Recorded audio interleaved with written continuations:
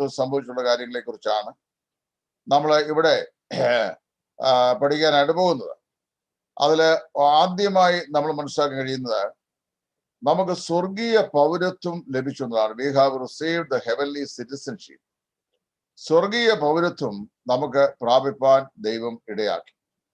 ഒരു പാപി കർത്താവായ യേശുവിനെ സ്വീകരിക്കുന്നവരെ അവൻ സ്വർഗത്തിന്റെ പൗരനല്ല, ഈ ലോകത്തിന്റെ പൗരനാണ്.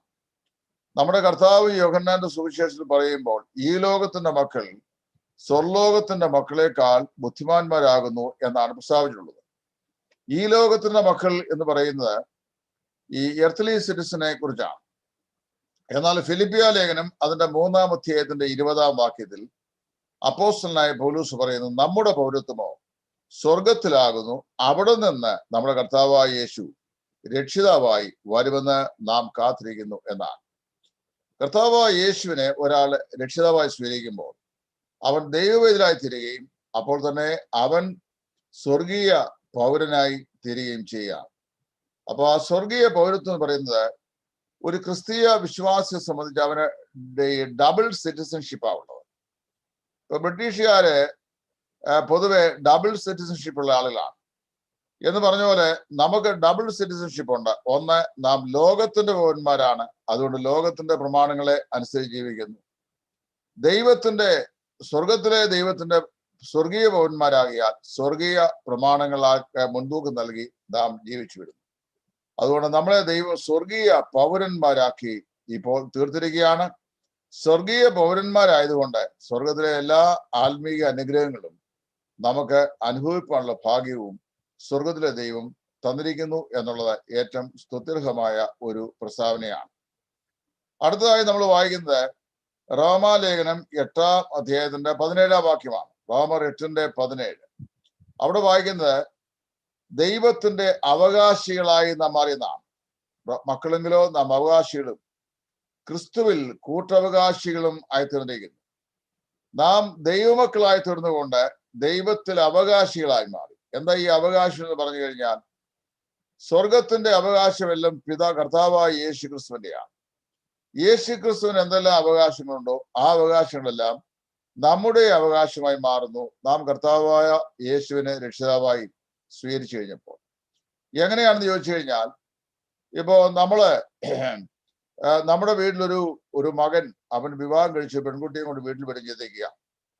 അവൾ അന്യ വീട്ടിൽ ജനിച്ചു വളർന്ന പെൺകുട്ടിയാണ്, അന്യ മാതാപിതാക്കന്മാരാൽ വളർത്തപ്പെട്ടവളാണ്. എന്നാൽ നമ്മുടെ ഭവനത്തിൽ നമ്മുടെ മകന്റെ ഭാര്യയായി വന്നു കഴിഞ്ഞപ്പോൾ ഈ മകന് എന്തെല്ലാം അധികാര അവകാശങ്ങൾ ഈ ഭവനത്തിലുണ്ടോ ആ അവകാശങ്ങളെല്ലാം തുല്യ പങ്കാളിത്തത്തോടെ ഈ അവന്റെ ഭാര്യയായി ഈ വീട്ടിലേക്ക് ഗൃഹപ്രവേശനം ചെയ്ത പെൺകുട്ടിക്ക് ഉണ്ട്. ഇത് തന്നെയാണ് കർത്താവായ യേശു ക്രിസ്തുവിനെ രക്ഷിതാവും കർത്താവുമായി സ്വീകരിച്ച ഒരു ദൈവപൈതലിന് സ്വർഗത്തിലെ അവകാശങ്ങൾ ലഭിക്കുന്നു. ആ മക്കളെങ്കിലോ അവകാശികളും ക്രിസ്തുയേശുവിൽ കൂട്ടവകാശികളും ആകുന്നു എന്ന് അപ്പോസ്തലൻ അവിടെ പറയുന്നു. കൂടാതെ ഗലാത്യ ലേഖനം 3-ാം അധ്യായത്തിന്റെ 29-ാമത്തെ വാക്യം, ഗലേഷ്യൻസ് ചാപ്റ്റർ 3:29, അവിടെ നമ്മൾ വായിക്കുന്നത് ക്രിസ്തുവിനുള്ളവർ എങ്കിലോ നിങ്ങൾ അബ്രഹാമിന്റെ സന്തതിയും വാഗ്ദത്ത പ്രകാരം അവകാശികളുമാകുന്നു. കർത്താവായ യേശു ക്രിസ്തുവിലാണ് നാം അയക്കുന്നത് എങ്കിൽ നാം അബ്രഹാമിന്റെ സന്തതികളാണ് എന്ന് മാത്രമല്ല വാഗ്ദത്ത പ്രകാരം നാം അവകാശികളുമാണ്. അവിടെ ഈ വാഗ്ദത്ത പ്രകാരം അവകാശം എന്ന് പറയുന്നത് നമുക്ക് അല്പം ഒന്ന് ചിന്തിക്കേണ്ടത് തന്നെ ഒരു വിഷയമാണ്. വളരെ വേഗത്തിൽ ഈ ബന്ധത്തിലുള്ള വിഷയത്തിൽ മാത്രം പറഞ്ഞു പോകാം. ദൈവം അബ്രഹാമിനോട് വാഗ്ദത്തം ചെയ്യുമ്പോൾ വാഗ്ദത്ത ദേശമാണ് അവന് അവകാശമായി വാഗ്ദത്തം ചെയ്തത്. അത് കനാൻ ദേശമാണ്. ഞാൻ നിനക്കും നിന്റെ സന്തതികൾക്കും ശാശ്വത അവകാശമായി കനാൻ ദേശം നൽകും എന്നാണ് ദൈവം അവനോട് പറഞ്ഞത്. അപ്പൊ അവർക്ക് ലഭിച്ച അവകാശം എന്ന് പറയുന്നത് മിക്കവാറും എർത്തലി എയർഷിപ്പാണ്, ഭൗതികമായിരുന്ന അവകാശമാണ് അവർക്ക് ലഭിച്ചത്. എന്നാൽ വിശ്വാസികളായ നമ്മെ സംബന്ധിച്ച്, പുതിയ വിശ്വാസികളായ നമ്മെ സംബന്ധിച്ച് വാഗ്ദത്ത പ്രകാരമുള്ള അവകാശം എന്ന് പറയുന്നത് കേവല എർത്തലി അല്ല, ഭൗമികമല്ല, അത് സ്വർഗീയമായിരുന്ന അവകാശമാണ്. സ്വർഗത്തിലെ സകല ആത്മീക അനുഗ്രഹങ്ങൾ എന്ന് പറയുമ്പോൾ ഏതെല്ലാം അനുഗ്രഹ അവകാശങ്ങൾ നമുക്ക് വേണ്ടി സ്വർഗത്തിൽ ദൈവം വേർതിരിച്ചു ചെയ്യുന്നു. പത്രോസിന്റെ ഭാഷയിൽ പറഞ്ഞാൽ ക്ഷയം, മാലിന്യം, വാട്ടം മുതലായവ ഇല്ലാത്ത അവകാശത്തിനായി അത് ഭൗതികമായ ഏതെങ്കിലും പ്രശ്നങ്ങൾ കൊണ്ട് ഇല്ലാതെയായിത്തീരുന്നതല്ല, മറിച്ച് നമുക്ക് ശാശ്വതാവകാശമായി ദൈവം നൽകുന്ന അനുഗ്രഹീതമായ ഒന്നാണ് എന്ന് നമുക്ക് ആ ഭാഗം കൊണ്ട് മനസ്സിലാക്കുവാൻ സാധിക്കുന്നുണ്ട്. അപ്പോൾ ആ അവകാശം ദൈവമക്കളായതുകൊണ്ട് ആ മോമെന്റിൽ നമുക്ക് ലഭിച്ചതാണ്. അപ്പോൾ നാം സ്വർഗീയ പൗരന്മാരായി ദൈവത്തിന് അവകാശികളും ആയി മാറി. അടുത്തതായി വായിക്കുന്നത് 2 കൊരിന്ത്യർ 5-ാം അധ്യായത്തിന്റെ 17-ാം വാക്യമാണ്. 2 Corinthians chapter 5 verse 17. Where we read that we became a new creature. അതായത് ഒരു പുതിയ സൃഷ്ടിയായി നമ്മൾ മാറി. ഒരുവൻ ക്രിസ്തുവിലായാൽ അവൻ പുതു സൃഷ്ടിയാകുന്നു, പഴയത് കഴിഞ്ഞുപോയി, ഇതാ സകലതും പുതുതായി തീർന്നിരിക്കുന്നു. ആദാമിന്റെ വീഴ്ച ഭവിച്ച പ്രകൃതത്തിൽ, അതായത് പഴയ സ്വഭാവത്തിൽ നാം ജനിച്ചവരായിരുന്നു. ഇപ്പോഴാകട്ടെ ദൈവ സ്വഭാവം നമുക്ക് ലഭിച്ചിരിക്കുന്നു എന്നാണ് എൻ്റെ അർത്ഥം. പുതു സൃഷ്ടി എന്ന് പറയുമ്പോൾ പല ആൾക്കാർക്കും ഒരു കൺഫ്യൂഷൻ ഉണ്ടാകാറുണ്ട്. എന്താ ഈ ഒരുവൻ ക്രിസ്തുവിലായാൽ അവൻ പുതു സൃഷ്ടിയായി തീരുന്നു എന്ന് പറയുന്നതുകൊണ്ട് നാം മനസ്സിലാക്കേണ്ടത്, നമ്മുടെ പഴയ ശരീരം തന്നെയാണ്, പഴയ ഹൃദയം തന്നെയാണ്, പഴയ മനസ്സ് തന്നെയാണ്, എല്ലാം നമ്മൾ പഴയ ആൾക്കാർ തന്നെയാണ്. എന്നാൽ പിന്നെ എവിടെയാണ് ഈ പുതുമ ഉണ്ടായത്? ഈ പുതുമ എന്ന് പറയുന്നത് അകമേ ഉള്ള മനുഷ്യരുടെ ബന്ധത്തിലാണ്. പുറമേ ഉള്ള മനുഷ്യന്റെ അതേ രൂപപ്രകൃതിയിൽ ആന്തരികമായി സൃഷ്ടിക്കപ്പെട്ട മനുഷ്യരുണ്ട്. ആ മനുഷ്യനാണ് അകമേ ഉള്ള മനുഷ്യൻ എന്നും തിമോത്തിയോസ് ലേഖനത്തിൽ അപ്പോസ്തലനായ പൗലോസ് അക്ഷയഭൂഷണമായ ഹൃദയത്തിന്റെ ഗൂഢമനുഷ്യൻ എന്ന് പറയുന്നത് ആത്മാവിനെ സംബന്ധിച്ചാണ്. 2 ജനനങ്ങളാണ് ഒരു വ്യക്തിയിൽ രക്ഷിക്കപ്പെടുമ്പോൾ ഒരേ സമയത്ത് നടക്കുന്നത്. നമ്മൾ സാധാരണ വീണ്ടും ജനനം എന്ന് പറയുമ്പോൾ ഒരു കൺസെപ്റ്റിലാണ് മനസ്സിലാകുന്നത്. 2 അർത്ഥത്തിൽ അത് മനസ്സിലാക്കാൻ സാധിക്കുക. ഒന്ന്, ക്രിസ്തു രക്ഷിതാവായി നമ്മുടെ ഹൃദയത്തിൽ ജനിക്കുന്നു. കർത്താവായ യേശു രക്ഷിതാവായി നമ്മുടെ ഹൃദയത്തിൽ ജനിക്കുന്നു. 2, നാം ക്രിസ്തുവിൽ ഒരു പുതു മനുഷ്യനായി ജനിക്കുന്നു. ഈ 2 ജനനം കൂടെ ചേർന്ന ഒരു ഫിഗറാണ്, അതായത് പുതു മനുഷ്യൻ എന്നതിന്റെ അർത്ഥം. അത് ഞാൻ അല്പം കൂടെ വ്യക്തമായി പറഞ്ഞുതരാം. 1997 ഈ ക്രിസ്മസ് ഡേയില് അമേരിക്കയില് ഒരു വലിയ ക്രിസ്മസ് ഫെസ്റ്റിവൽ വിവിധ സഭാ വിഭാഗങ്ങൾ തമ്മിൽ ആഘോഷിക്കുകയുണ്ടായി. ആ ആഘോഷവേളയില് 2007 ആ ആഘോഷവേളയില് മെത്തഡിസ്റ്റ് ചർച്ചിലെ ഒരു പാസ്റ്റർക്കാണ് വളരെ പരിമിതമായ മിനിറ്റുകളിൽ ഒരു ക്ലോസിംഗ് മെസ്സേജിന് അവസരം നൽകിയത്. ആ ക്ലോസിംഗ് മെസ്സേജ് ഞാൻ കേട്ടു. അദ്ദേഹം ആ ക്രിസ്മസിന്റെ ഡേയിൽ തടിച്ചുകൊഴിയ ആയിരക്കണക്കിന് ആളുകളെ അഭിസംബോധന ചെയ്യുമ്പോൾ അദ്ദേഹം വളരെ ഷോർട്ട് ആൻഡ് സ്വീറ്റ് ആയി ഒരു പ്രസന്റേഷൻ ചെയ്തു.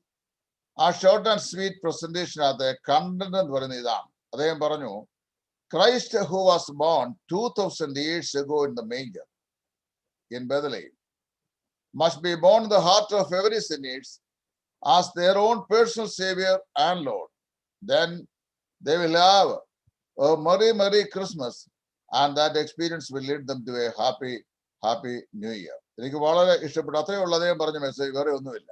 1 മിനിറ്റ് പോലും വേണ്ട മെസ്സേജ് പറയാൻ. 2000 വർഷങ്ങൾക്ക് മുമ്പ് യഹൂദയിലെ ബേത്ലഹേമിൽ ജനിച്ച് മേഞ്ചൽ, അതായത് പശുത്തൊഴുത്തിൽ കിടത്തപ്പെട്ട ആ ശിശുവായ യേശു ഇന്ന് ക്രിസ്മസ് ലോകം ആഘോഷിക്കുന്ന ഈ ദിവസത്തിൽ എല്ലാ പാപികളുടെയും ഹൃദയങ്ങളിൽ രക്ഷിതാവും കർത്താവുമായി ജനിക്കണം. അങ്ങനെ ജനിച്ചാൽ നിങ്ങൾക്ക് ക്രിസ്മസിന്റെ സസന്തോഷത അനുഭവവേദ്യമാകുകയും ആ സന്തോഷാനുഭവം നിങ്ങളെ വളരെ സന്തുഷ്ടമായ ഒരു പുതുവർഷത്തിലേക്ക് ആനയിക്കുകയും ചെയ്യും എന്നാണ് അദ്ദേഹം പറഞ്ഞത്. നല്ല അർത്ഥവത്തായ solid sweet and short message, ക്രിസ്മസിന്റെ മെസ്സേജ്. അപ്പൊ അത് വളരെ അർത്ഥവത്തായ ഒരു സ്റ്റേറ്റ്മെന്റ് എനിക്ക് തോന്നി. Still I remember that statement in my mind. അപ്പൊ ഇവിടെ നമ്മൾ ചിന്തിക്കേണ്ട വിഷയം, ഒരു വ്യക്തി പുതുസൃഷ്ടിയായി തീരുക എന്ന് പറഞ്ഞു കഴിഞ്ഞാൽ അത് ഈ ഭൂമിയിലെങ്ങും ഉൾപ്പെടാത്ത, ഈ ലോകത്തിലെങ്ങും ഉൾപ്പെടാത്ത വേറെ ഏതോ ഒരു പ്രത്യേകമായ പ്രകൃതം ധരിച്ച ഒരു പുതുജീവിയായി മാറുന്നു എന്നല്ല. ആദാമിന്റെ താഴ്ച ഭവിച്ച ഈ പാപ സ്വഭാവത്തില് ദിവ്യ സ്വഭാവത്തിന് അനുരൂപരായി നാം രൂപാന്തരപ്പെടുവാൻ ഒരു പുതു അനുഭവം നമ്മിൽ വ്യാപരിക്കപ്പെട്ടിരിക്കുന്നു എന്നാണ്. ക്രിസ്തു രക്ഷിതാവായി നമ്മുടെ ഹൃദയത്തിൽ ജനിക്കുന്നു. നാം കർത്താവായ യേശു ക്രിസ്തു മുഖാന്തരം ഒരു പുതു സൃഷ്ടിയായി രൂപാന്തരപ്പെടുന്നു, അല്ലെങ്കിൽ ദൈവ മകനായി നാം രൂപാന്തരപ്പെടുന്നു. ഇതിനെയാണ് 2 കൊരിന്ത്യർ 5-ാം അധ്യായത്തിന്റെ 17-ാം വാക്യത്തിൽ ഒരുവൻ ക്രിസ്തുവിലായാൽ അവൻ പുതു സൃഷ്ടിയാകുന്നു എന്നുള്ള വാക്കുകൊണ്ട് നമുക്ക് അർത്ഥമാക്കുവാൻ സാധിക്കുന്നു.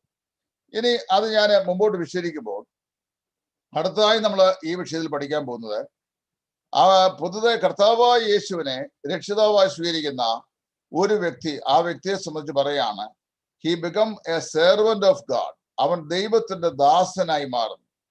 റോമാലേഖനം 6-ാം അധ്യായത്തിന്റെ 22-ാം വാക്യം, റോമർ ചാപ്റ്റർ 6 വേഴ്സ് 22, 22-ാം വാക്യത്തിൽ, ഇപ്പോൾ പാപത്തിൽ നിന്ന് സ്വാതന്ത്ര്യം പ്രാപിച്ച് നിങ്ങൾ ദൈവത്തിന് ദാസന്മാരായിരിക്കാൽ എന്നൊരു പ്രയോഗം അപ്പോസ്തലൻ പറഞ്ഞിട്ടുണ്ട്.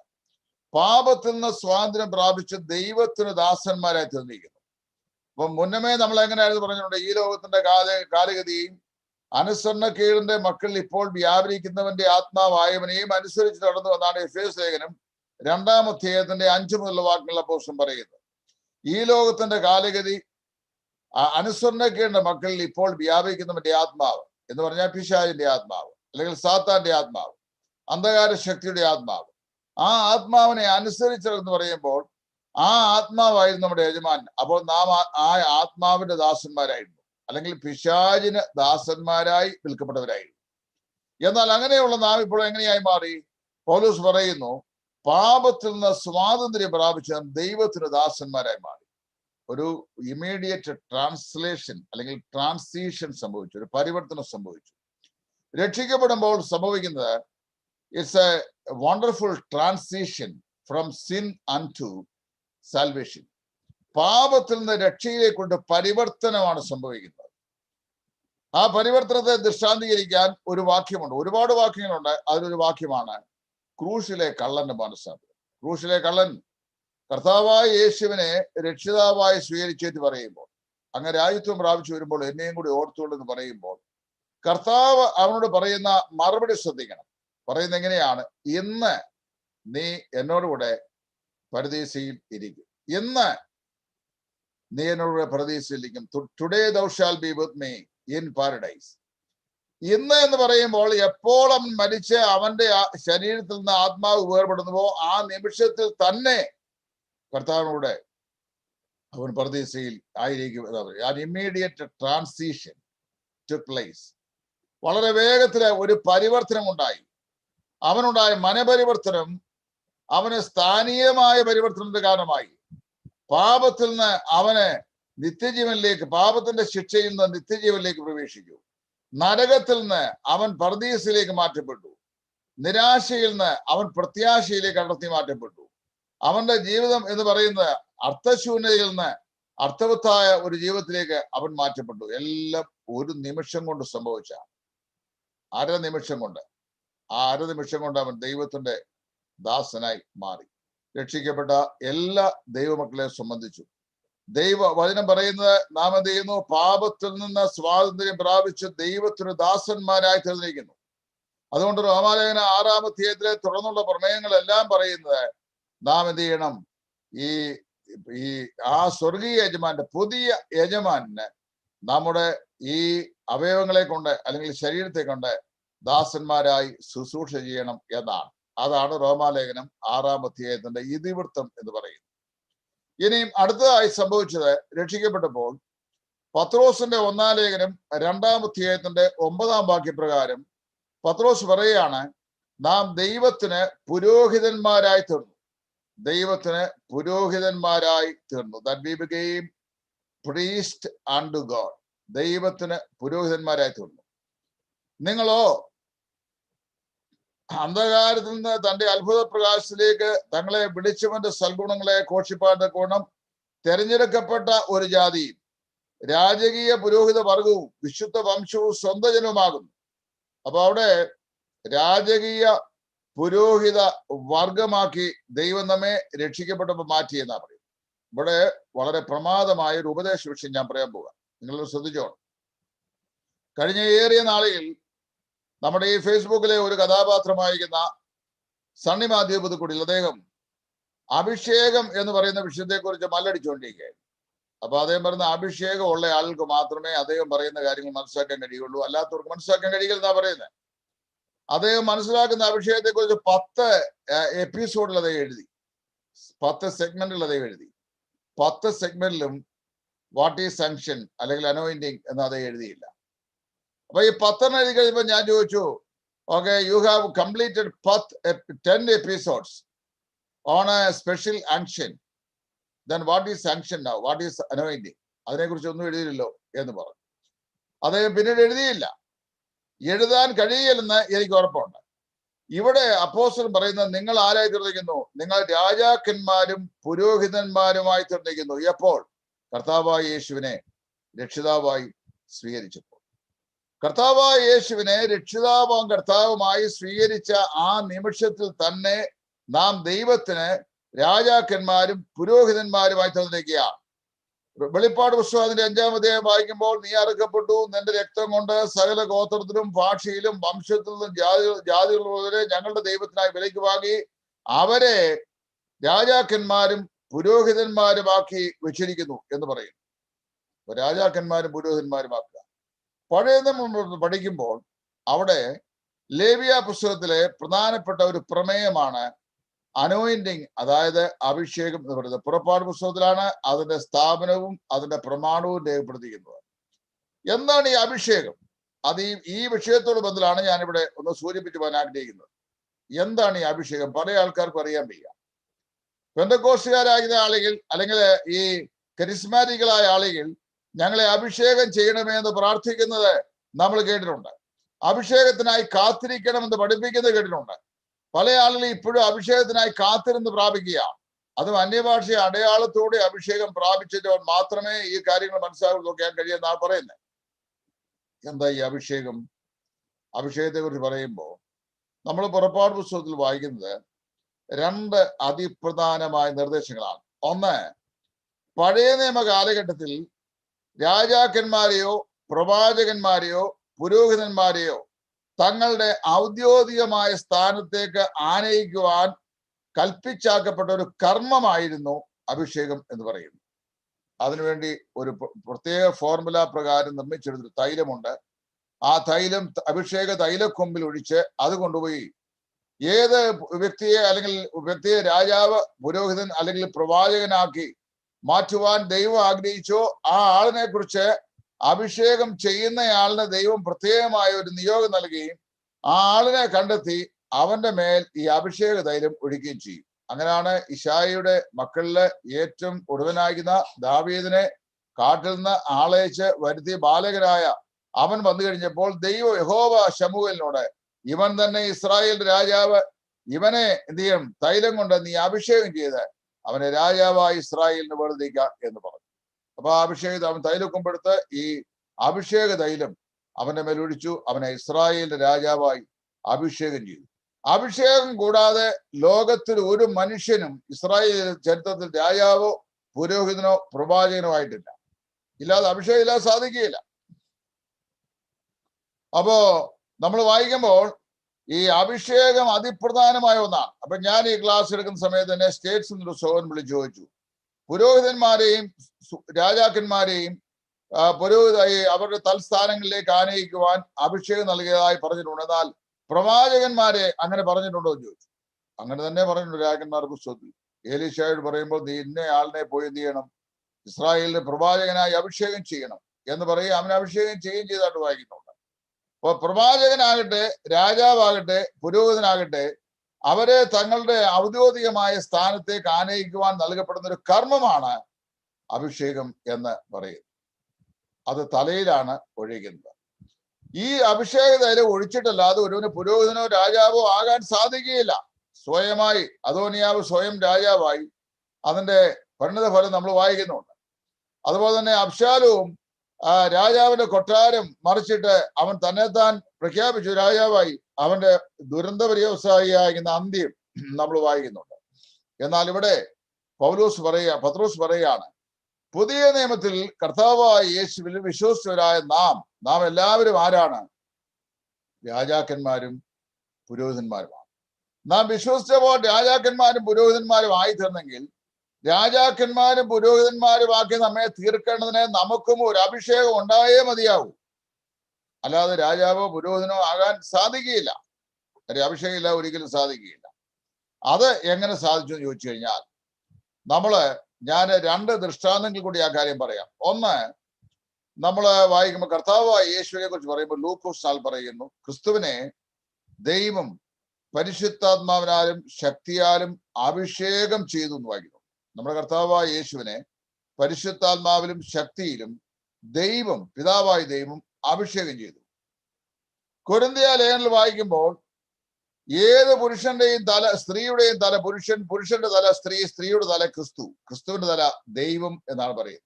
അതായത് ആ ഡിവൈൻ ഓർഡർ വെച്ചിരിക്കുക. സ്ത്രീയുടെ തല പുരുഷൻ, പുരുഷന്റെ തല ക്രിസ്തു, ക്രിസ്തുവിന്റെ തല ദൈവം.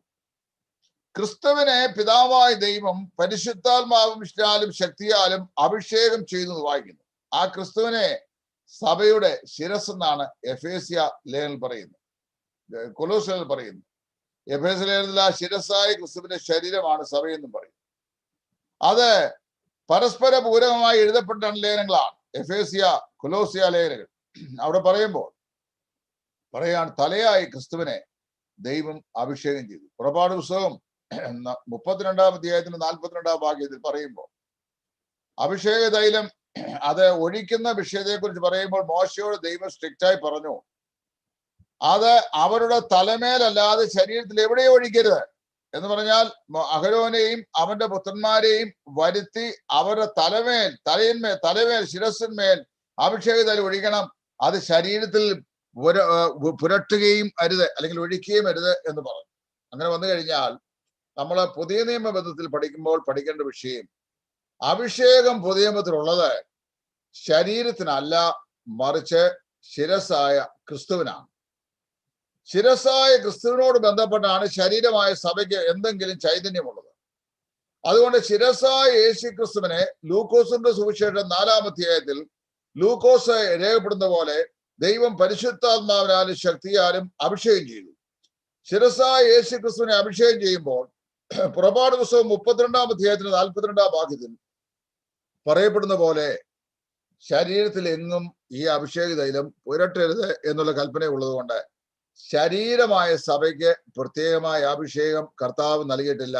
ഇത് മനസ്സിലാക്കാനാണ് യോഹന്നാന്റെ 1-ാം ലേഖനം 1-ാം അധ്യായത്തിന്റെ 27-ാം വാക്യത്തിലും 3-ാം അധ്യായത്തിലും അവനാൽ പ്രാപിച്ച അഭിഷേകം നിങ്ങളിൽ ഇരിക്കുന്നുവല്ലോ, അവനാൽ പ്രാപിച്ച അഭിഷേകം നിങ്ങൾ ഇരിക്കുന്നല്ലോ, the anointing you have received by means of Christ, ക്രിസ്തു മുഖാന്തരമായി ലഭിച്ച അഭിഷേകം. നിങ്ങൾക്ക് പ്രത്യേക അഭിഷേകമില്ലെന്നാ അതിന്റെ അർത്ഥം.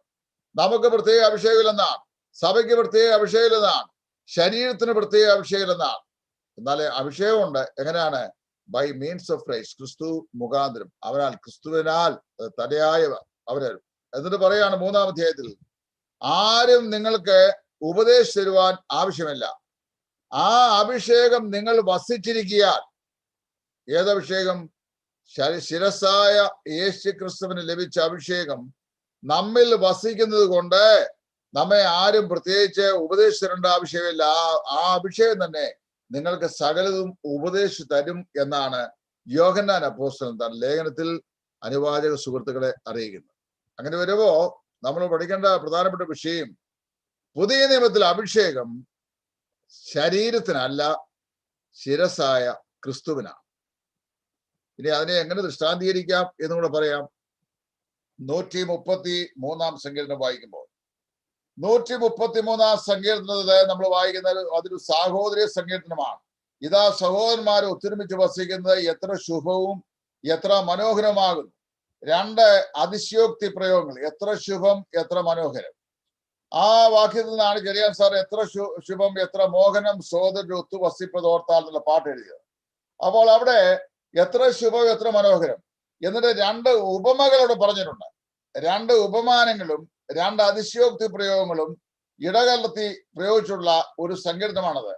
അത് അഹരോന്റെ തലയിൽ നിന്ന് അവന്റെ താടിയിലൂടെ അവൻ വസ്ത്രത്തിന്റെ വിളിമ്പിലേക്ക് ഒഴുകുന്ന അവന്റെ തലയിലെ വിശേഷ തൈലം പോലെയും സിയോൻ പർവ്വതത്തിൽ പെയ്യുന്ന ഹെർമോന്യ മഞ്ഞ് പോലെയും ആകുന്നു.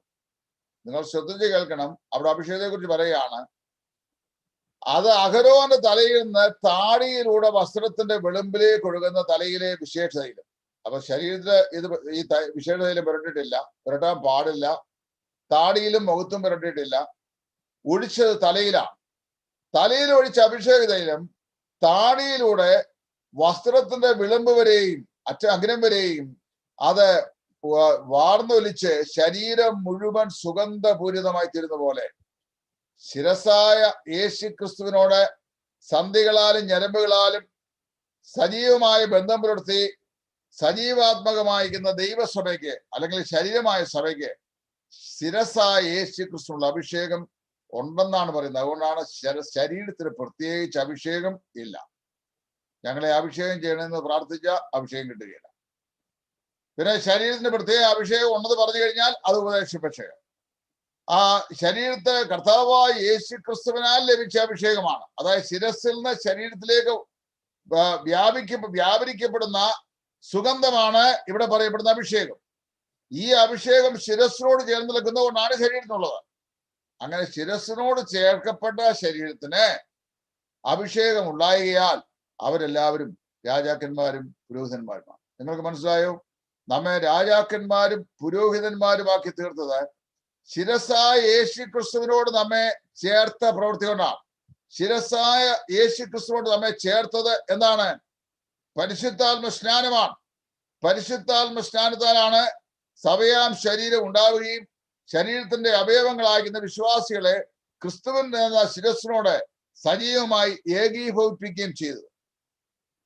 അങ്ങനെ ഏകീഭവിച്ചപ്പോൾ എന്തോ സംഭവിച്ചു?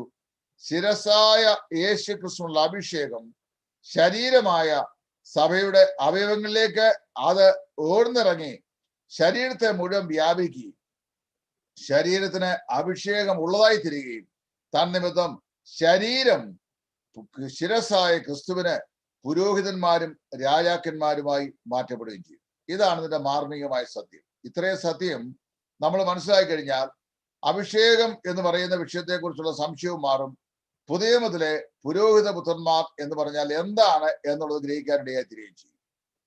അപ്പോൾ ഇവിടെ വായിക്കുക, നിങ്ങൾ അന്ധകാരത്തിൽ നിന്ന് തന്റെ അത്ഭുത പ്രകാശത്തിലേക്ക് നിങ്ങളെ വിളിച്ചവന്റെ സൽഗുണങ്ങളെ ഘോഷിപ്പാൻ തക്കവണ്ണം തെരഞ്ഞെടുക്കപ്പെട്ട ഒരു ജാതി, രാജകീയ പുരോഹിത വർഗം, നമ്മെ രാജാക്കന്മാരും പുരോഹിതന്മാരുമാക്കി മാറ്റിയിരിക്കുന്നു. പത്രോസിന്റെ 1-ാം ലേഖനം 2-ാം അധ്യായത്തിന്റെ 5-ാം വാക്യത്തിലും ഇങ്ങനെ വായിക്കുന്നു, നിങ്ങളും ജീവനുള്ള കല്ലുകൾ എന്ന പോലെ ആത്മീക ഗ്രഹമായി യേശു ക്രിസ്തു മുഖാന്തരം പുരോഹിത വർഗം ആകേണ്ടതിന് പണിയപ്പെടുന്നു. ഇതാണ് തിരുവചനം നമ്മെ പഠിപ്പിക്കുന്ന ഏറ്റവും ശക്തമായിരിക്കുന്ന ഉപദേശ സത്യം. അപ്പോൾ രക്ഷിക്കപ്പെട്ടപ്പോൾ നാം ആരായി മാറി? We became the priest and kings with Jesus. കർത്താവിനോടുകൂടെ നാം പുരോഹിതന്മാരും രാജാക്കന്മാരുമായി മാറി. ക്രിസ്തുവിനെ കൂടാതെ ഈ പദവി നമുക്ക് ലഭിക്കുകയില്ല. ക്രിസ്തു മുഖാന്തരമായി ഈ പദവി നമുക്ക് ലഭിച്ചു. അതിന് കാരണം തലയായ ക്രിസ്തുവിനുള്ള അഭിഷേകമാണ്. ആ അഭിഷേകം ശരീരത്തിലേക്ക് പകരപ്പെടുകയും ശരീരം ശിരസിനുള്ള അഭിഷേകത്തിന്റെ അനുഭവോക്താക്കളായി അല്ലെങ്കിൽ ഗുണഭോക്താക്കളായി മാറുകയും ചെയ്യാൻ ദൈവം നമ്മെ രാജാക്കന്മാരും പുരോഹിതന്മാരും ആക്കി മാറ്റിയിരിക്കുന്നു എന്ന് പരിശുദ്ധാത്മാവ് ഇവിടെ സാക്ഷ്യം പറയുന്നു. അപ്പോൾ രക്ഷിക്കപ്പെട്ട ഒരു ദൈവപൈതൽ ആരാണ്? ദൈവത്തിന് പുരോഹിതന്മാരാണ്, കർത്താവിന് പുരോഹിതന്മാരാണ് എന്ന് പറയുന്നു. ഞാൻ പറഞ്ഞ ഈ കാര്യം നിങ്ങൾക്ക് വ്യക്തമായി മനസ്സിലായി കാണും എന്ന് കർത്താവിൽ വിശ്വസിക്കട്ടെ. സംശയം ഉണ്ടെങ്കിൽ ക്ലാസിന്റെ അന്ത്യത്തില് ചോദിച്ചാലും മതി, ഞാൻ അത് വിശദമാക്കി തരികയും ചെയ്യാം. ഇനി അടുത്തതായി വായിക്കുന്നത് 11-ാമത്തെ സാധ്യതയാണ്. ഇപ്പൊ 10 സാധ്യതകൾ, അതായത് ഒരാളെ കർത്താവായ യേശുവിനെ രക്ഷിതാവും കർത്താവുമായി സ്വീകരിക്കുമ്പോൾ പിതാവായ ദൈവത്താൽ നമുക്ക് നമ്മുടെ ജീവിതത്തിൽ സാധ്യമാകുന്ന 10 കാര്യങ്ങൾ ഇതിനോട് നമ്മൾ പഠിച്ചു കഴിഞ്ഞു. ഏതൊക്കെയാണ്? മുമ്പേ ഞാൻ തുടങ്ങിയപ്പോൾ തന്നെ പറഞ്ഞ ഞാനത് മെയിൻ പോയിന്റ് മാത്രം ഓർപ്പിക്കാം. 1, ദൈവകൃപയിലേക്കുള്ള പ്രവേശനം നമുക്ക് ലഭിച്ചു. 2, നാം ദൈവഭവനത്തിലേക്ക് ഭവനത്തിലെ ദത്തുപുത്രന്മാരായി മാറി. 3, നാം അവകാശം പ്രാപിച്ചു. 4, നാം തിരഞ്ഞെടുക്കപ്പെട്ടു. 5, നാം ദൈവപൈതലായി. 6, നമുക്ക് സ്വർഗീയ പൗരത്വം ലഭിച്ചു. 7, നാം ദൈവത്തിന് അവകാശികളായി തീർന്നു. 8, നാം പുതുസൃഷ്ടികളായി മാറ്റപ്പെട്ടു. 9, നാം ദൈവത്തിന് ദാസന്മാരായി മാറി. 10, നാം ദൈവത്തിന് പുരോഹിതന്മാരും രാജാക്കന്മാരുമായി മാറി. ഇനി 11. ഇതെല്ലാം വേദപുസ്തകത്തിലെ വാക്യം കൊണ്ട് തന്നെ ഞാൻ പറഞ്ഞല്ല, വേറെ ഒരു വെളിയിൽ നിന്ന് ഒന്നും എടുത്തിട്ടില്ല, എല്ലാം റെഫറൻസ് ചെയ്തല്ലേ പറഞ്ഞേ. 11-ാമത്തെ വിഷയം, ദൈവത്തോട് നാം നിരപ്പ് പ്രാപിച്ചു. ദൈവത്തോട് നിരപ്പ് പ്രാപിച്ചു. റോമാലേഖനം 5-ാം അധ്യായത്തിന്റെ 10-ാം വാക്യം, റോമർ 5:10. അവിടെ വായിക്കുന്നത്, അവന്റെ പുത്രന്റെ മരണത്താൽ ദൈവത്തോട് നിരപ്പ് വന്നു എങ്കിൽ നിരന്ന ശേഷം നാം അവന്റെ ജീവനാൽ എത്ര അധികമായി രക്ഷിക്കപ്പെടും. വളരെ വ്യക്തതയോടെ അപ്പോസ്തലൻ പറയുകയാണ്, അവന്റെ പുത്രന്റെ മരണത്താൽ ദൈവത്തോട് നിരപ്പ് വന്നു എങ്കിൽ നിരന്ന ശേഷം നാം അവന്റെ ജീവനാൽ എത്ര അധികമായി രക്ഷിക്കപ്പെടും. നമുക്ക് നിരപ്പ് ലഭിച്ചു. നിരപ്പ് എന്ന വാക്കിനെ ഇംഗ്ലീഷിൽ ഉപയോഗിച്ചത് റെക്കൺസിലിയേഷൻ എന്ന വാക്കാണ്. We have been reconciled unto God through Christ. ക്രിസ്തു മുഖാന്തരം അവൻ നമ്മെ ദൈവത്തോട് നിരപ്പിച്ചു. നിരപ്പ് ആവശ്യമുള്ള ആർക്കാ? ആശയങ്ങളിലോ അഭിപ്രായങ്ങളിലോ വ്യത്യാസം ഉണ്ടായിട്ട് പിണങ്ങിപ്പോയ രണ്ടാൾക്കാർക്കാണ് നിരപ്പ് അല്ലെങ്കിൽ റെക്കൺസിലിയേഷൻ ആവശ്യം. ദൈവസേനയിൽ പാപം ചെയ്ത മനുഷ്യൻ ദൈവത്തിന്റെ ശത്രുവായി മാറുകയും ദൈവത്തിൽ നിന്ന് അകന്നു പോവുകയും ചെയ്തു. ദൈവത്തിൽ നിന്ന് അകന്നു പോയ മനുഷ്യനെയാണ് ദൈവത്തോട് നിരപ്പിക്കേണ്ടത്. അതുകൊണ്ട് നീതിമാനായി നീതികെട്ടവർക്ക് വേണ്ടി മരിച്ച കർത്താവായ യേശു അഭക്തരായിരുന്ന നമ്മെ അല്ലെങ്കിൽ ശത്രുക്കളായിരുന്ന നമ്മെ തന്റെ മരണത്താൽ ദൈവത്തോട് നിരപ്പിച്ചു എന്നാണ് റോമാലേഖനത്തിൽ അപ്പോസ്തലനായ പൗലോസ് പറയുന്നത്. അവൻ തന്റെ പുത്രന്റെ മരണത്താൽ ദൈവത്തോട് നമുക്ക് നിരപ്പ് ലഭിച്ചു. Reconciliation. Once we have been reconciled we have peace with God. ഒരിക്കൽ നിരപ്പിന്റെ അനുഭവം ഉണ്ടായാൽ നമുക്ക് എന്തുണ്ടാവും? സമാധാനം ഉണ്ടാവും. അതാണ് എഫേസ്യ ലേഖനം 2-ാം അധ്യായത്തിന് 14-ാം വാക്യത്തിൽ വായിക്കുന്നത്, അവൻ നമ്മുടെ സമാധാനം, അവൻ ക്രൂശിന്മേൽ വെച്ച് ശത്രുത്വമില്ലാതെയാക്കി ഇരുപക്ഷത്തെയും ക്രിസ്തുവിൽ ദൈവത്തോട് നിരപ്പിച്ചു, വേർപാടിന്റെ നടിച്ചുവരെ ഇടിച്ചു കളഞ്ഞു. അവിടെ ഇരുപക്ഷം പറയുന്നത് യഹൂദന്മാരെയും ജാതികളെയാണ്. യഹൂദന്മാരെയും ജാതികളെയും തമ്മിൽ പരസ്പരം വേർതിരിച്ചിരുന്ന ഒരു വൻ മതിലുണ്ടായിരുന്നു, ചൈനീസ് മതിൽ പോലെ. ആ മതിലിന്റെ പേരാണ് ന്യായപ്രമാണം. ന്യായപ്രമാണം എന്ന ശത്രുത്വം ക്രൂശിന്മേൽ വെച്ച് സ്വജടത്തിൽ ഇല്ലാതെയാക്കി, അല്ലെങ്കിൽ ന്യായപ്രമാണത്തെ നിർവീര്യമാക്കി. ന്യായപ്രമാണത്തിന്റെ റിക്വയർമെന്റ്സ് എല്ലാം യേശു ക്രിസ്തു തന്റെ സ്വശരീര മരണത്തിൽ സാധിപ്പിച്ചു കഴിഞ്ഞപ്പോൾ ന്യായപ്രമാണം അതിൽ തന്നെ നിർവീര്യമാകുകയും യഹൂദനെയും യവനെയും തമ്മിൽ വേർപെടുത്തിയിരുന്ന ആ ന്യായപ്രമാണം എന്ന ശത്രുത ഇല്ലാതെയായി തീരുകയും യഹൂദനെയും ജാതിയെയും ദൈവം ശത്രുതയില്ലാത്തൊരവസ്ഥയിലേക്ക് ദൈവത്തോടെ നിരപ്പിക്കുകയും ചെയ്തു. അങ്ങനെ we have been reconciled unto God through Jesus Christ. കർത്താവായ യേശു ക്രിസ്തു മുഖാന്തരം നാം ദൈവത്തോടെ നിരപ്പ് പ്രാപിച്ചവരായി തീർന്നു എന്നാണ് ഈ ഭാഗത്ത് നമ്മൾ വായിക്കുന്നത്. ഇനിയും അത് മാത്രമല്ല, എഫേസ്യ ലേഖനം 2-ാം അധ്യായത്തിന്റെ 12-13 വാക്യങ്ങൾ, എഫേസ്യർ 2:12-13 വാക്യങ്ങൾ വായിക്കുന്നത്, നിങ്ങൾ ക്രിസ്തുവിനെ കൂടാതെ ഒരിക്കൽ നിങ്ങൾ ക്രിസ്തുവിനെ കൂടാതെ ഉള്ളവരെയും പിന്നെ ഈ ഭൂമിയിൽ അന്യന്മാരും പരദേശികളും ദൈവത്തില്ലാത്തവരും പിന്നെ പ്രത്യാശയില്ലാത്തവരും ആയിരുന്നു. ഇപ്പോഴോ ക്രിസ്തുയേശുവിൽ അവന്റെ രക്തത്താൽ നിങ്ങൾ സമീപസ്ഥരായി തീർന്നിരിക്കുന്നു എന്നാണ്. അവിടെ നമ്മളെ കുറിച്ച് ആ പാസയിൽ പറഞ്ഞ പീപ്പിൾ വിതൗട്ട്, ദൈവമില്ലാത്തവർ, ക്രിസ്തുവില്ലാത്തവർ, വിശ്വാസമില്ലാത്തവർ, പ്രത്യാശയില്ലാത്തവർ, നിരപ്പില്ലാത്തവർ, ഇസ്രായേൽ പൗരതയില്ലാത്തവർ, വാഗ്ദത്തത്തിൽ അവകാശമില്ലാത്തവർ, ഇങ്ങനെ ഇല്ലാത്തവർ, പീപ്പിൾ വിതൗട്ട്. ആ ലിസ്റ്റിലൊന്നും നമ്മളില്ല. എന്നാൽ ഇപ്പോൾ ഇത് ചെയ്യുന്നു, ക്രിസ്തുവിന്റെ രക്തത്താൽ നിങ്ങൾ സമീപസ്ഥരായി തീർന്നിരിക്കുന്നു. That we have been brought near to God by the blood of Jesus Christ. കർത്താവായ യേശു ക്രിസ്തുവിന്റെ രക്തം മുഖാന്തരമായി നമ്മെ ദൈവത്തിങ്കിലേക്ക് അടുപ്പിച്ചിരിക്കുന്നു. ഇതാണ് രക്ഷിക്കപ്പെട്ടവർ സംഭവിച്ചത്. ദൂരവേ പോയിരുന്ന നമ്മെ തന്റെ പുത്രന്റെ രക്തത്താൽ ക്രിസ്തു എന്ത് ചെയ്തു? പിതാവായ ദൈവത്തോട്, ദൈവത്തിന്റെ സമീപത്തേക്ക് നമ്മെ കൂട്ടിക്കൊണ്ടുവന്ന് നമ്മെ ദൈവമക്കളാക്കി തീർത്തു. നമുക്കും ദൈവത്തിനും മധ്യേ ഉണ്ടായിരുന്ന ശത്രുത്വം ഇല്ലാതെയാക്കി. ശത്രുത്വം നീങ്ങിയാൽ ഉണ്ടാകുന്ന അനുഭവമാണ് സമാധാനം. അതുകൊണ്ട് എഫേസ്യർ 2:14 പറയാണ്, അവൻ നമ്മുടെ സമാധാനം. അവൻ നമ്മുടെ സമാധാനം. നമ്മുടെ കർത്താവായ യേശു ക്രൂശിൽ മരിച്ച് താഴെ ഉയർത്തെഴുന്നേറ്റ ശേഷം തന്റെ ശിഷ്യന്മാരെ, യഹൂദന്മാരെ പേടിച്ച് വാതിലടച്ച് ഭയചകിതരായിരിക്കുന്ന സമയത്ത് അടയ്ക്കപ്പെട്ട വാതിലിന്റെ അകത്ത് അത് തുറക്കാതെ യേശു വന്ന് ശിഷ്യകളുടെ നടുവിൽ നിന്നിട്ട് ആദ്യം പറഞ്ഞ വാചകം നിങ്ങൾക്ക് സമാധാനം എന്നാണ്. നിങ്ങൾക്ക് സമാധാനം. കർത്താവ് പറഞ്ഞ ആദ്യത്തെ വാക്കാണ് നിങ്ങൾക്ക് സമാധാനം. എത്രയോ അനുഗ്രഹിക്കപ്പെട്ട വാചകം. അപ്പൊ ശത്രുത നീങ്ങിയാൽ ലഭിക്കുന്ന അനുഭവമാണ് സമാധാനം എന്ന് പറയുന്നത്. Where the enmity is removed, peace is established. എവിടെ ശത്രുത നീങ്ങിയോ അവിടെ സമാധാനം. അതാണ് ദൈവവ്യവസ്ഥ. അപ്പൊ എന്ത് ചെയ്തു? അന്യന്മാരും പരദേശികളും ദൈവമില്ലാത്തവരും ക്രിസ്തുവില്ലാത്തവരും വാഗ്ദത്ത നിയമങ്ങൾക്ക് അന്യരും പരദേശികളുമായി പ്രത്യാശയില്ലാത്തവരായിരുന്നു നമ്മെ കർത്താവായ യേശു ക്രിസ്തുവിന്റെ ക്രൂശിൽ ചൊരിയപ്പെട്ട രക്തത്താൽ ക്രിസ്തു നമ്മെ ദൈവത്തോട് നിരപ്പിച്ചു. നിരപ്പിന്റെ അനുഭവം ലഭിച്ചപ്പോൾ നമുക്കുണ്ടായി സമാധാനം ഉണ്ടായി. ഇനി 12ാമത്തെ പോയിന്റിലൂടെ ഇന്ന് പറയാൻ സമയമുണ്ട്. ഒരു പാപി രക്ഷിക്കപ്പെടുമ്പോൾ ലഭിക്കുന്ന പിതാവായ ദൈവത്തിന് ലഭിക്കുന്ന അനുഭവങ്ങളിൽ 12ാമതായി ലഭിക്കുന്ന വിഷയം വിശുദ്ധീകരണം, സാന്റിഫിക്കേഷൻ. വിശുദ്ധീകരണം 1 കൊരിന്ത്യർ 6-ാം അധ്യായത്തിന്റെ 11-ാം വാക്യം. 1 Corinthians chapter 6 verse 11. നിങ്ങളും ചിലർ ഈ വകക്കാർ ആയിരുന്നു. ഏത് വകക്കാർ എന്ന് അവിടെ അപ്പോസ്തലൻ പറഞ്ഞിട്ടുണ്ട്. ഞാൻ ആ വാക്യം ഒന്ന് വായിച്ചു കേൾപ്പിക്കാം. വളരെ രസം. 1 കൊരിന്ത്യർ 6-ാം അധ്യായത്തിൽ അപ്പോസ്തലനായ പൗലോസ് ഈ കൊരിന്തിലെ വിശ്വാസികളുടെ പൂർവാവസ്ഥയെ ഒന്ന് ഓർപ്പിക്കുക. അവര് what kind of people they were been, അവരെങ്ങനെയുള്ളവരായിരുന്നു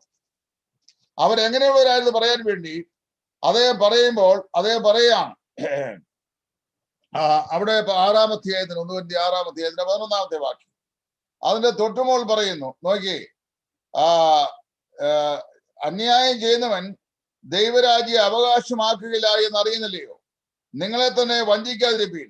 ദുർനടപ്പുകാർ, ശ്രദ്ധിച്ചോളുക, അവിടെ പറയുന്ന ശ്രദ്ധിക്കണം. ദുർനടപ്പുകാർ, വിഗ്രഹാരാധികൾ, വ്യഭിചാരികൾ, സ്വയഭോഗികൾ, പുരുഷകാമികൾ, കള്ളന്മാർ, അത്യാഗ്രഹികൾ, മദ്യപന്മാർ, ദൂഷകന്മാർ, പിടിച്ചുപറിക്കാർ എന്നിവർ ദൈവരാജ്യം അവകാശമാക്കുകയില്ല.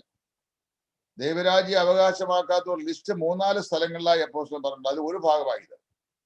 എന്നിട്ട് പറയാണ്, നിങ്ങളും ചിലർ ഈ വകക്കാരായിരുന്നു.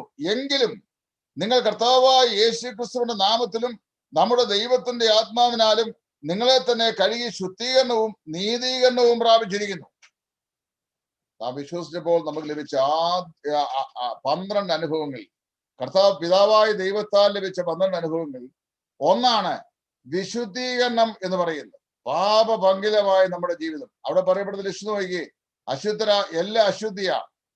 ആ അശുദ്ധരായ നമ്മെ കർത്താവായ യേശു ക്രിസ്തുവിന്റെ രക്തത്താൽ ദൈവം ചെയ്തു വിശുദ്ധീകരിച്ചു. വിശുദ്ധീകരിക്കുക എന്ന വാക്കിന് ഹാഗിയാസോ എന്ന ഗ്രീക്ക് വാക്കാണ് ഉപയോഗിച്ചിരിക്കുന്നത്.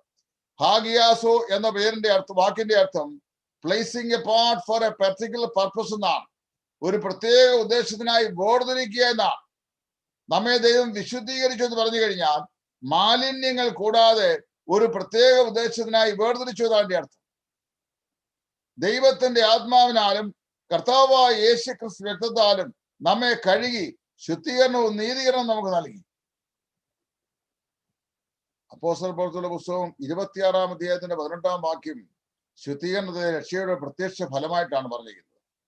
അപ്പൊ പാപത്താൽ അശുദ്ധരായി തീർന്ന നമ്മുടെ ജീവിതത്തില് കർത്താവായ യേശു ക്രിസ്തുവിന്റെ രക്തത്താൽ നമുക്കൊരു ശുദ്ധീകരണം നൽകി പരിശുദ്ധാത്മാവായ ദൈവം. അതെങ്ങനെയാണെന്ന് ചോദിച്ചു കഴിഞ്ഞാൽ, നമ്മുടെ ഹൃദയം മുഴുവൻ പാപമയമാണ്, പാപത്താൽ മലീമസമാണ്.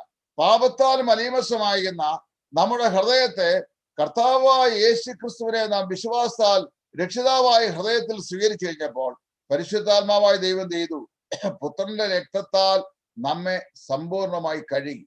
അങ്ങനെ നമുക്കൊരു കഴുകൽ ലഭിച്ചു. യേശു ക്രിസ്തുവിന്റെ രക്തത്താൽ നമുക്ക് കഴുകൽ ലഭിച്ചത് കൊണ്ടാണ് യോഹന്നാൻ പറയുന്ന അവന്റെ പുത്രനായ യേശുവിന്റെ രക്തം നമ്മുടെ സകല പാപവും പോക്കി നമ്മെ ശുദ്ധീകരിക്കുന്നു. 1 യോഹന്നാൻ 1-ാം അധ്യായത്തിന്റെ 9-ാം വാക്യം. ദൈവത്തിന്റെ പുത്രനായ യേശു ക്രിസ്തുവിന്റെ രക്തം നമ്മുടെ സകല പാപവും പോക്കി നമ്മെ ശുദ്ധീകരിക്കുന്നു. 2 നിലയിലുള്ള ശുദ്ധീകരണമാണ് ഇന്ന് ഈ രക്ഷിക്കപ്പെട്ട വിശ്വാസികൾ. ഒന്ന്, പൊസിഷണൽ സാന്റിഫിക്കേഷൻ, സ്ഥാനീയമായ വിശുദ്ധീകരണം. എപ്പോൾ കർത്താവിനെ രക്ഷാവായി സ്വീകരിച്ചോ അപ്പോൾ നമ്മുടെ ഹൃദയത്തിന്റെ അശുദ്ധിയെ ദൈവപുത്രനായ യേശു ക്രിസ്തുവിന്റെ രക്തത്താൽ കഴുകി നമ്മെ വിശുദ്ധിയുള്ള ഒരു ഹൃദയത്തിന്റെ ഉടമസ്ഥനാക്കി അല്ലെങ്കിൽ ഉടമസ്ഥയാക്കി ദൈവം മാറ്റി. എബ്രായലേഖനം 10-ാം അധ്യായം പറയുമ്പോൾ, ആകയാൽ നിങ്ങൾ എന്ത് ചെയ്യാം? ദുർമനസ്സാക്ഷി നീങ്ങുമാർ ഹൃദയങ്ങൾ തളിക്കപ്പെട്ടവരായി പരമാർത്ഥ ഹൃദയം കൊണ്ട് ശുദ്ധ മനസ്സാക്ഷിയോടെ എന്ത് ചെയ്യുക? ദൈവസന്നിധിയിലേക്ക് അടുത്തു വരിക എന്നുള്ള ആഹ്വാനമാണ് പറയുന്നത്. അപ്പോൾ ആട്ടുകൊറ്റന്മാരുടെയും പശുക്കിടാക്കളുടെയും രക്തത്താലല്ല, ദൈവപുത്രനായ യേശു ക്രിസ്തു ഒരിക്കലും എന്നേക്കുമായി ക്രൂശിന്മേൽ ചൊരിഞ്ഞ തന്റെ ചങ്കിലെ വിലയേറിയ രക്തം കൊണ്ട് നമ്മുടെ പാപങ്ങളെ നമ്മുടെ ഹൃദയത്തിൽ നിന്ന് പരിശുദ്ധാത്മാവായ ദൈവം സമ്പൂർണമായി കഴുകി മാറ്റിയിരിക്കിയാൽ നമുക്ക് സ്ഥാനീയമായി വിശുദ്ധീകരണം ലഭിക്കുകയും തന്നിമിത്തം പറയുകയാണ്, you draw near to the throne of God. ദൈവത്തെ സിംഹാസന സമയത്തേക്ക് എന്ത് ചെയ്യുക? ധൈര്യത്തോടെ അടുത്ത് വരിക. പേടിക്കേണ്ട ആവശ്യമില്ല, ഭയപ്പെടേണ്ട ആവശ്യം ഇല്ല. അയ്യോ, ഞാൻ പാപിയാണല്ലോ, അശുദ്ധനാണല്ലോ, എന്റെ ദൈവത്തിന്റെ പരിശുദ്ധമായ സന്നിധിയിൽ ഞാൻ നീ എങ്ങനെ വരും എന്ന് ചിന്തിച്ച് വ്യാകുലപ്പെടേണ്ട ആവശ്യമില്ല. കാരണം പാപഭയം നീങ്ങിയപ്പോൾ, പാപത്തിന്റെ അശുദ്ധി നീങ്ങിയപ്പോൾ. അതല്ലേ നമ്മൾ പാടുന്ന, എൻ പേർക്ക് യേശു മരിച്ചെന്ന് ഞാൻ വിശ്വസിക്കുന്നു, പാപക്കറ നീങ്ങും അതിൽ മുങ്ങിത്തീർന്നാൽ ആരും. യേശു ക്രിസ്തുവിന്റെ രക്തത്തിൽ വിശ്വസിക്കുന്ന ഏത് പാപിയും വിശ്വാസത്താൽ യേശു ക്രിസ്തുവിന്റെ രക്തത്തിൽ നിമജ്ജനപ്പെടുമ്പോൾ, കർത്താവായ യേശു ക്രിസ്തുവിന്റെ രക്തത്താൽ ദൈവം നമ്മെ സമ്പൂർണമായി വിശുദ്ധീകരിക്കുന്നു. സ്ഥാനീയമായി നമുക്കൊരു പേരും തന്നു, വിശുദ്ധന്മാർ. അതുകൊണ്ടാണ് ഈ വായിച്ച ലിസ്റ്റിൽപ്പെട്ട എല്ലാ പാപമുള്ള കൊരിന്ത്യരെ വിശ്വാസികളെ അപ്പോസ്തലനായ പൗലോസ് കൊരിന്ത്യർക്ക് എഴുതിയ 1-ാം ലേഖനം 1-ാം അധ്യായത്തിന്റെ 1-ാം വാക്യം വായിക്കുമ്പോൾ, അപ്പോസ്തലനായ പൗലോസ് കൊരിന്ത്യരുള്ള വിശുദ്ധന്മാരും വിശ്വസ്തന്മാരുമായവർക്ക് എഴുതുന്നതെന്ന് പറഞ്ഞാൽ അത് കേൾക്കുന്നത്. അവരെ വിളിക്കുന്ന പേര് വിശുദ്ധന്മാർ എന്നാണ്. പാപമില്ലാത്തവർന്നല്ല, പാപികളായിരുന്നവരെ കർത്താവായ യേശു ക്രിസ്തുവിന്റെ രക്തത്താൽ ദൈവം കഴുകപ്പെട്ടവർ എന്നുള്ള അർത്ഥത്തിലാണ്. God has washed each sinner with the precious blood of his son Jesus Christ. കർത്താവായ യേശു ക്രിസ്തുവിന്റെ രക്തത്താൽ ഓരോ പാപിയും ദൈവം കഴുകി. അങ്ങനെ പൊസിഷനിൽ that we became saints, വിശുദ്ധന്മാരായി നാം മാറി. രക്ഷിക്കപ്പെട്ട ഓരോ ദൈവത്തിലും സെയിൻസുകളാണ്, വിശുദ്ധന്മാരാണ്. ദൈവം നമ്മെ വിളിക്കുന്ന വിശുദ്ധന്മാരാണ്. ഭൂമിയിലുള്ള വിശുദ്ധന്മാരോ അവരുടെ ശ്രേഷ്ഠന്മാർ തന്നെ എന്നാണ് പറയുന്നത്. നമ്മൾ വിശുദ്ധന്മാരായി എന്ന് മാത്രമല്ല, അങ്ങനെ സ്ഥാനീയമായി വിശുദ്ധി പ്രാപിച്ച നാം, ദൈവാത്മാവ് പറയുകയാണ്, നമുക്ക് ദൈവം ഒരു സാന്റിഫിക്കേഷൻ തന്നു. എന്താണെന്ന് അറിയാവോ? പ്രോസഷണൽ സാന്റിഫിക്കേഷൻ എന്ന് പറഞ്ഞു കഴിഞ്ഞാൽ നിരന്തരമായ ശുദ്ധീകരണം, തുടർമാനമായ ശുദ്ധീകരണം. സ്ഥാനീയമായ ശുദ്ധീകരണത്താൽ നമുക്ക് ദൈവത്തോട് നിരപ്പ് ലഭിക്കുകയും ദൈവസനിലേക്കുള്ള പ്രവേശനം ലഭിക്കുകയും ചെയ്തുവെങ്കിൽ, നിരന്തരമായ ശുദ്ധീകരണത്താൽ നമുക്ക് ദൈവത്തെ നിരന്തരമായി കാണുവാനും ദൈവത്തെ ആരാധിക്കുവാനും കഴിയുന്നുള്ള പരമാർത്ഥത നമ്മുടെ ജീവിതത്തിൽ ഉണ്ടാകും. ഏത് വിശ്വാസിയും സ്ഥാനീയമായി ശുദ്ധീകരിക്കപ്പെട്ടവനാണ്. നിരന്തരമായ ശുദ്ധീകരണം അവന് ആവശ്യവുമാണ്. നിരന്തരമായ ശുദ്ധീകരണം രക്ഷിക്കപ്പെടാൻ വേണ്ടിയല്ല, രക്ഷിക്കപ്പെട്ടതുകൊണ്ടാണ്. രക്ഷിക്കപ്പെട്ടതുകൊണ്ട് ചെയ്യുന്നു, നാം നിരന്തരമായി അവൻ വിശുദ്ധനായതുപോലെ നാം നമ്മെ തന്നെ വിശുദ്ധീകരിക്കുന്നു, അല്ലെങ്കിൽ നിർമ്മലീകരിക്കുന്നു. ഇന്ന് രാത്രിയിൽ നാം പഠിച്ച ഈ 6 കാര്യങ്ങൾ, അതായത് ഒരു പാപി രക്ഷിക്കപ്പെടുമ്പോൾ അവന് സ്വർഗീയ പൗരത്വം ലഭിക്കുന്നു, അവൻ ദൈവത്തിന്റെ അവകാശിയായി മാറുന്നു, അവൻ പുതുസൃഷ്ടിയായി രൂപാന്തരപ്പെടുന്നു, അവൻ ദൈവത്തിന്റെ ദാസനായി മാറുന്നു, ദൈവത്തിന് പുരോഹിതവർഗമായി തീരുന്നു, ദൈവത്തോട് നിരപ്പുറാപിക്കുന്നു, സർവോപരി ദൈവസനിൽ നമുക്ക് സ്ഥാനീയമായ ശുദ്ധീകരണം ലഭിക്കുന്നു. 12 കാര്യങ്ങൾ ഒരു പാപി രക്ഷിക്കപ്പെടുമ്പോൾ പിതാവായ ദൈവത്താൽ നമ്മുടെ ജീവിതത്തിൽ സംഭവിക്കുന്നത് ഇതിനോടകം നമുക്ക് ചിന്തിക്കുവാൻ ദൈവം ഇടയാക്കി. പ്രിയപ്പെട്ടവരെ, വാസ്തവത്തിൽ രക്ഷിക്കപ്പെട്ട ദൈവവൈതലിന്റെ ഈ വിധമായ അനുഗ്രഹങ്ങൾ അല്ലെങ്കിൽ മാറ്റങ്ങൾ, അത് നമ്മള് ഈ പറയപ്പെട്ട വേദപുസ്തകത്തിലെ വാക്യങ്ങളെ അകമ്പടിയോടെ പഠിക്കുമ്പോഴാണ് ഒരുവൻ ക്രിസ്തുവിൽ വിശ്വസിക്കുമ്പോൾ വാസ്തവത്തിൽ എന്തൊക്കെയാണ് സംഭവിക്കുന്നത് എന്ന് നമുക്ക് മനസ്സിലാക്കാൻ കഴിയും. എന്തുകൊണ്ടാണ് നമ്മുടെ രക്ഷ ക്രിസ്തുവിൽ ഭദ്രമാണ് നമ്മൾ പറയുന്നത്? അതിന്റെ കാരണം എന്നാ ചോദിച്ചു കഴിഞ്ഞാൽ, ഈ പറയപ്പെട്ട സംഭവങ്ങളെല്ലാം നമ്മൾ അനുഗ്രഹീത കൊണ്ടാണ്. അതായത് ദൈവത്തിന്റെ കൃപയിലേക്കുള്ള പ്രവേശനം ഒരിക്കലും എന്തേക്കുമായി നമുക്ക് ലഭിച്ചു. ഇനിയും ദൈവം നമ്മെ ഇറക്കി വിടുകയില്ല. ദൈവഭവനത്തിലേക്ക് നമ്മെ ദത്തുപുത്രന്മാരാക്കി ദൈവം ദത്തെടുത്തു. ഇനി നമ്മളെ ദത്തുപുത്രൻ എന്ന പദവിയിൽ നിന്ന് അസാധുവാക്കുകയില്ല. സ്വർഗത്തിൽ നമുക്ക് അവകാശം തന്നു. അവകാശത്തിൽ നമ്മളെ ഇനിയും പിന്മാറുവാൻ സാധിക്കുകയില്ല. ദൈവം നമ്മെ തെരഞ്ഞെടുത്തു. തെരഞ്ഞെടുപ്പ് നള്ളിഫൈ ചെയ്യാൻ പറ്റുകയില്ല, അതില്ലാതെയാക്കുവാൻ കഴിയുകയില്ല. നമ്മെ ദൈവ പൈതലാക്കി, ദൈവമക്കളാക്കി ഇനിയും ദൈവമക്കൾ അല്ല എന്നൊരവസ്ഥയിലേക്ക് കൊണ്ടുവരാൻ കഴിയില്ല. റിവേഴ്സ് ഓർഡർ വേദപുസ്തകത്തിലില്ല. അടുത്തത്, ദൈവം നമുക്ക് സ്വർഗീയ പൗരത്വം തന്നു, പൗരത്വം ക്യാൻസൽ ചെയ്യാൻ കഴിയുകയില്ല. അതുപോലെ ദൈവത്തിന്റെ അവകാശിയായി നാം മാറി. ആ അവകാശം നിത്യത്വമുള്ളതാണ്. ക്ഷയം, മാലിന്യം, വാട്ടം മുതലായില്ലാത്ത നിത്യാവകാശത്തിനായി വീണ്ടും ജനിപ്പിച്ചിരിക്കുന്ന വായിക്കുന്നത്. പത്രോസ് പറയുന്നത് അങ്ങനെയാണ്. ദൈവം നമ്മെ പുതുസൃഷ്ടിയാക്കി ഇനിയും പഴയ സൃഷ്ടി എന്ന അവസ്ഥയിലേക്ക് മടങ്ങാൻ സാധിക്കുകയില്ല. ദൈവത്തിന്റെ ദാസന്മാരായി നാം മാറ്റപ്പെട്ടു. പാപത്തിന് ദാസന്മാരായി ഇനി തിരിയാൻ സാധിക്കുകയില്ല. ദൈവത്തിന്റെ പുരോഹിതന്മാരും രാജാക്കന്മാരുമായി മാറി പൗരോഹിത്യവും രാജ്യത്വവും ഇനി ഒരിക്കലും ഇല്ലാതെയാക്കുവാൻ സാധിക്കുകയില്ല. ദൈവത്തോട് നമ്മെ നിരപ്പിച്ചു. നിരപ്പിനെ അസാധുവാക്കുവാൻ ആർക്കും സാധിക്കുകയില്ല. നാഗിൽ സാഹിബ് പാടുമ്പോൾ, യേശുവേ നീ സ്വർഗത്തിൽ എന്റെ നാമം എഴുതി, ആരും എടുക്കാത്ത ഈ ഭാഗ്യം എൻ സന്തോഷം എന്നാണ് പറഞ്ഞത്. ഏറ്റവും കൂടുതലായി ദൈവം നമ്മെ വിശുദ്ധീകരിച്ച് വിശുദ്ധന്മാരാക്കി മാറ്റിയിരിക്കുന്നു. ഇനി അശുദ്ധൻ എന്ന് നമ്മെ നാമകരണം ചെയ്യാൻ സാധിക്കില്ല. ഇത്രയും കാര്യങ്ങളാണ് ഒരു പാപി രക്ഷിക്കപ്പെട്ടപ്പോൾ പിതാവായ ദൈവത്തിൽ നിന്ന് നമുക്ക് ലഭിച്ചത്. ഇന്ന് രാത്രിയിലെ ക്ലാസ് ഇവിടെ അവസാനിപ്പിക്കുകയാണ്. ഇനി കർത്താവിനെ വെച്ചാൽ അടുത്ത വ്യാഴാഴ്ച ദിവസം ഇന്നത്തെ ലിങ്ക് സെർവ് ചെയ്തതിൽ എന്തോ ടെക്നിക്കൽ എറേഴ്സ് ഉണ്ടായി. അധികം ആളുകൾക്ക് ഇതിൽ പ്രവേശിക്കാൻ കഴിഞ്ഞില്ല. പലരും എന്നെ വിളിച്ച് കയറാൻ പറ്റുന്നില്ല എന്ന് പറഞ്ഞു. കർത്താവിനെ വെച്ചാൽ അടുത്ത വ്യാഴാഴ്ച നേരത്തെ തന്നെ ആ ലിങ്ക് രാവിലെ തരുന്നതാണ്. നിങ്ങൾ അത് സൂക്ഷിച്ചു വെക്കുകയും പ്രവേശിക്കുകയും ചെയ്യുക. പുത്രനായ യേശു ക്രിസ്തുവിനുള്ള ബന്ധത്തിൽ ഒരു പാപി രക്ഷിക്കപ്പെടുമ്പോൾ എന്തെല്ലാം കാര്യങ്ങൾ സംഭവിക്കുന്നു എന്ന് ആണ് ഇനി നമ്മൾ പഠിക്കാൻ പോകുന്നത്. 13 വ്യത്യസ്തങ്ങളായ സംഭവ വികാസങ്ങൾ ഒരു പാപി രക്ഷിക്കപ്പെടുമ്പോൾ കർത്താവായ യേശു ക്രിസ്തുവിനോട് ബന്ധത്തിൽ അവന്റെ ജീവിതത്തിൽ സംഭവിക്കുന്നുണ്ട്. അത് കർത്താവിന് വെച്ചാൽ അടുത്ത ആഴ്ച നമുക്ക് ഒന്നിച്ച് ചിന്തിക്കാം. അതുവരെയും ഞാൻ തന്ന ഈ പഠനത്തിന്റെ ഈ റെഫറൻസുകൾ, ഈ വിശദീകരണങ്ങൾ നിങ്ങളുടെ പഠനത്തിന് ഒരു സ്കെലിറ്റൻ നിലയിൽ ഉപകാരപ്രദമായി തീരട്ടെ എന്ന് പ്രാർത്ഥിക്കുന്നു. ആർക്കെങ്കിലും എന്തെങ്കിലും സംശയം ഉണ്ടെങ്കിൽ ഈ സമയത്ത് ചോദിക്കാം. സംശയം ഇല്ല എങ്കിൽ നമുക്ക് പ്രാർത്ഥിച്ച് ദൈവസ്ഥാനിൽ പിരിയാം.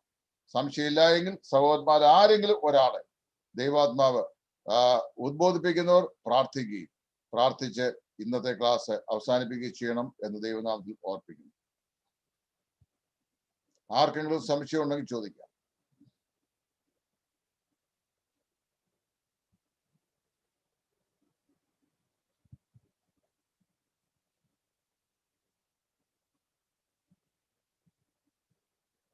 ആർക്കും സംശയങ്ങൾ ഇല്ല എന്ന് കർത്താവിൽ വിശ്വസിക്കുന്നു. എങ്കിൽ ആരെങ്കിലും ഒരാൾ പ്രാർത്ഥിച്ചാണ്, ഒരാൾ അൺമ്യൂട്ട് ചെയ്തിട്ട് പ്രാർത്ഥിച്ചാണ്. ആരെങ്കിലും ഒരാൾ അൺമ്യൂട്ട് ചെയ്തിട്ട് പ്രാർത്ഥിച്ചാണ്. Brother Varghese Pulimoottil, if you can hear me, please close this session in prayer.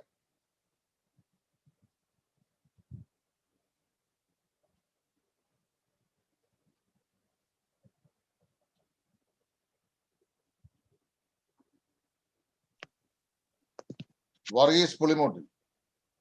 Okay, പ്രാർത്ഥിക്കാം. ഞങ്ങളുടെ സ്വർഗസ്നായ പിതാവേ, ഞങ്ങൾക്ക് തന്ന നല്ല അവസരത്തിനായിട്ട് സ്തോത്രം. കർത്താവേ, ഞങ്ങൾക്ക് ഇന്നേ ദിവസം ഇങ്ങനെ ലേറ്റ് ആയിട്ടുള്ള ഈവനിങ് തന്നു. കർത്താവെ, വചനത്തിൽ നിന്ന് ഞങ്ങൾക്ക് പഠിപ്പാൻ തക്കവണ്ണം, ചിന്തിപ്പാൻ തക്കവണ്ണം കർത്താവ് ഇടയാക്കി. സോറ്റീറിയോളജി, ക്രിസ്തുവിനെ കുറിച്ചുള്ള അറിവും ഒക്കെയും കർത്താവെ പകർന്നു തരുവാൻ തക്കവണ്ണം ആ ഭാഗങ്ങളൊക്കെയും ചിന്തിച്ച് കർത്താവ് വിശദീകരിപ്പാൻ തക്കവണ്ണം അവിടുത്തെ ദാസനെയും ബ്രദറിനെ അവിടുന്ന് അതിനുവേണ്ടി ശക്തി ചൊരിക്കിയതുകൊണ്ട് സ്തോത്രം. കേൾവിക്കാർക്കൊക്കെയും അത് വീണ്ടും ശ്രദ്ധയോട് കേട്ട് മനസ്സിലാക്കി കർത്താവിൽ ഉറയ്ക്കുവാൻ തക്കവണ്ണം, കർത്താവിന്റെ കാര്യങ്ങളെ ഗ്രഹിച്ച് മനസ്സിലാക്കുവാൻ തക്കവണ്ണം കർത്താവ് അവസരം തന്നിരിക്കുന്നതുകൊണ്ട് സ്തോത്രം. കർത്താവ് കേട്ട എല്ലാവർക്കും ആ രീതിയിൽ അത് പ്രയോജനകരമായി പോകാനും സഹായിക്കണം. കർത്താവെ തുടർന്നും മറ്റുള്ള മീഡിയാസ് ത്രൂ ഇത് കേൾക്കുന്നവർക്കും ഒക്കെ ആയിട്ട് ഇന്നധികം പേർക്ക് ഒരുമിച്ച് വന്ന് കൂടാൻ തക്കവണ്ണം കഴിയാത്ത വിധത്തിലുള്ള ഡിഫിക്കൽട്ടി ലിങ്കിലും ഒക്കെ വന്നുവെങ്കിലും കർത്താവ് പലർക്കും അത് കേൾക്കുവാനുള്ള അവസരം കൊടുക്കുകയും ആ നിലയ്ക്കൊക്കെയും അത് കേട്ട് കൂടുതൽ അതിൽ അറിവും പ്രാപിച്ചിട്ട് ഞങ്ങൾക്ക് ഉപദേശത്തിൽ തെറ്റിപ്പോകാതെ ഉറച്ചു നിൽക്കുന്നതായിട്ടുള്ള ഉറപ്പ് ലഭിക്കാൻ തക്കവണ്ണം കർത്താവ് ധാരാളമായിട്ട് സഹായിക്കുന്നു. തുടർന്നുള്ള നാളുകളിലും കർത്താവെ ക്രമമായിട്ട് ഇത് ചെയ്യുവാൻ തക്കവണ്ണം ആഗ്രഹിക്കുന്നല്ലോ, അതൊക്കെ ഏറ്റവും ഭംഗിയായിട്ട് ചെയ്തെടുക്കാൻ തക്കവണ്ണം കർത്താവ് സഹായിക്കണം. ധാരാളം പേർക്ക് പങ്കുകൊള്ളുന്നതിനും അതിലൂടെയൊക്കെയും അനുഗ്രഹം പ്രാപിപ്പാൻ തക്കവണ്ണം ഇടയാക്കണം. കർത്താവെ, എല്ലാ പ്രിയപ്പെട്ട ആവശ്യങ്ങളിലോടുന്ന് സഹായിക്കണേ. അവിടുത്തെ ദാസന്റെ ആവശ്യങ്ങളിലോടുന്ന് സഹായിക്കണമേ. കർത്താവെ, കഴിവുകാരൊക്കെയും പല രീതി അങ്ങനെ അനുഗ്രഹം പ്രാപിപ്പാൻ തക്കവണ്ണം കർത്താവ് ഇടയാക്കണമേ. ഞങ്ങൾക്ക് തന്ന നല്ല അവസരത്തിനായിട്ട് സ്തോത്രം. തുടർന്നും അങ്ങനെയുള്ള അവസരങ്ങളിലൂടെയും എല്ലാമായിട്ട് അവിടുത്തെ നാമം മഹത്വപ്പെടുവാൻ തക്കവണ്ണം സഹായിക്കണം. അവിടുത്തെ ഒക്കെ ഞങ്ങള് സകല മഹത്വവും കരയറ്റുന്നു. കർത്താവായ യേശു ക്രിസ്തുവിന്റെ ധന്യനാമത്തിൽ അപേക്ഷിക്കുന്നു. കേൾക്കണം സ്വർഗ്ഗപിതാവേ.